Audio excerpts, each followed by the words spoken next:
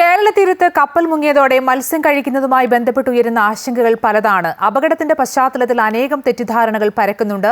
വ്യാജ പ്രചരണം കനത്തതോടെ മത്സ്യത്തൊഴിലാളികൾ പ്രതിസന്ധിയിലാണ്.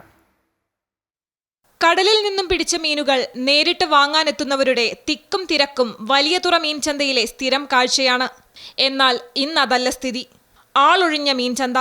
കൊച്ചി തീരത്ത് കപ്പൽ മുങ്ങിയതോടെ പറഞ്ഞു പടർന്ന അനേകം ആശങ്കകളാണ് അതിന് വഴിവെച്ചത്. നവമാധ്യമങ്ങളിലൂടെ നടന്ന വ്യാജ പ്രചരണം പരമ്പരാഗത മത്സ്യത്തൊഴിലാളികൾ ഉൾപ്പെടെയുള്ളവരെ പട്ടിണിയിലാഴ്ത്തി. ചെറുകിട മത്സ്യ വിപണനം നടത്തുന്ന കച്ചവടക്കാർ ഉൾപ്പെടെ നിരവധി പേർ ആശങ്കയിലാണ്.